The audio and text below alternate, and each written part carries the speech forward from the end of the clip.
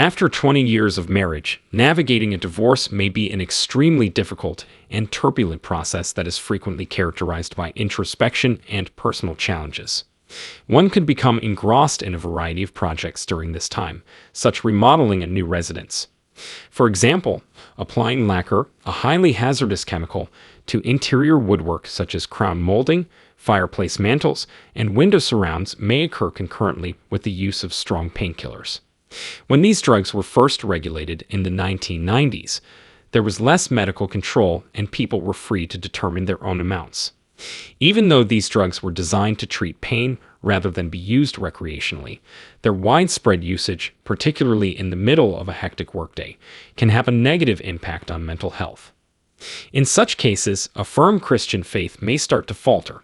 The use of painkillers may unintentionally cause a person to become unconscious, leaving them vulnerable to other influences. In this situation, ingrained behaviors and attitudes, like harboring animosity towards specific names or entities, may surface, indicating a more serious conflict between morality and faith.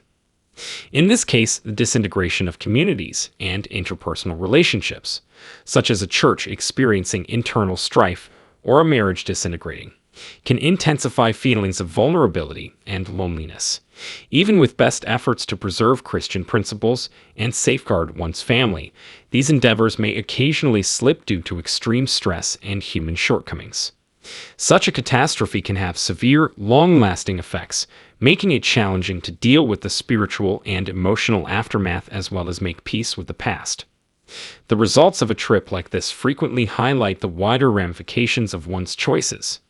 Loved ones may become vulnerable and experience a lack of guidance and spiritual support when unwavering protection and guidance are not provided. It may be quite burdensome to fail in one's job as a spiritual guide and guardian, especially if it causes the family to feel as though they are losing their faith and security. It takes time and effort to overcome these obstacles and rebuild one's faith. Rebuilding and coming to terms with one's spiritual obligations and convictions can be a multi-year process. The event serves as a moving reminder of the significant impact that one's own challenges and setbacks may have on both oneself and those closest to one. I ran across a concerning mix-up when painting my new house, which has a mantle over the fireplace, ornate crown molding, and specialty wood trim. The lacquer product I was using was incorrectly labeled, despite its severe toxicity. I opened a second 5-gallon bucket, thinking it would also contain primer, after using the first one to prime the woodwork. It turned out to be finish coat lacquer, much to my dismay. I had worked as a painter and builder for a long time, so I was used to long hours and hard labor. But using the wrong product required me to sand down and prime the woodwork again, which added a significant amount of work. Its carbon filter had long since expired, and even with the breathing apparatus on, the deadly fumes started to get to them. I took more painkillers and overcame my tiredness since I was frustrated and needed to finish the job. I decided to take a quick break on the floor between the internal doors because I was getting tired. I was overcome by the combination of the poisonous air and the painkillers, and I entered a condition of altered consciousness. I recall feeling detached as I glanced down at my body curled up on the ground. I didn't feel emotional when I saw my body. It was only a small part of the whole. Standing a few feet above the space, I could see clearly, yet I was also completely lost in my thoughts.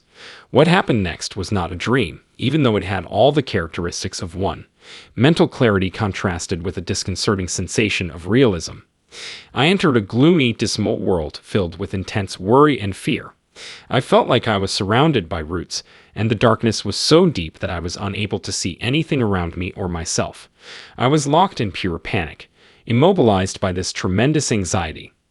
The darkness eventually gave way to the presence of creatures as the experience went on. At first far away, these creatures started to come closer from all sides, growing in number as they got closer.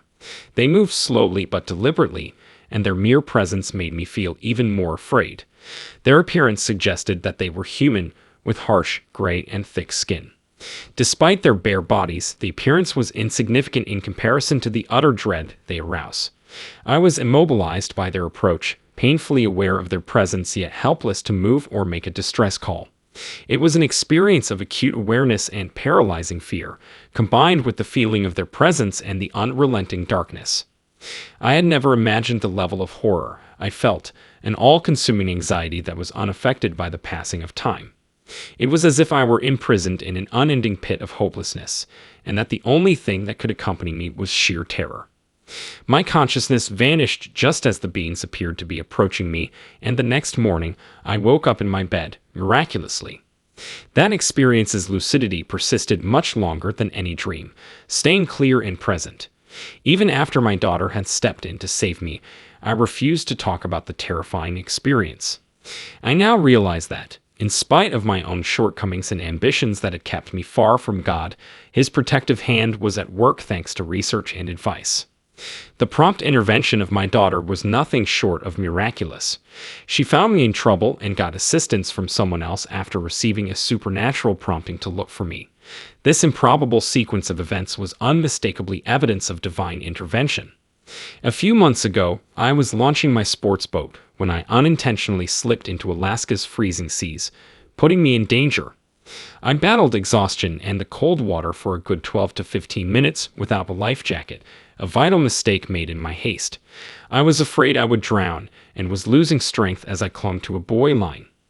I doubted anyone could hear me if I called for aid while the engine was running and no one else was around. I was getting desperate when I heard someone tell me to call for help. Because of the remote location and my post-surgery voice, I first wrote this off as unrealistic. However, just as I was about to lose it, my cousin Dina showed up at the pier. Her unexpected arrival in what appeared to be an impossible circumstance strengthened my faith in God's existence and His willingness to help when things are tough. These encounters have strengthened my belief in God's ability to work miracles. They serve as private declarations of heavenly support and direction. I now accept God as my hope and salvation and find comfort and meaning in His teachings. This brings an end to today's reflection. Please feel free to express your ideas in the comments section below. Until we meet again, be blessed and keep safe.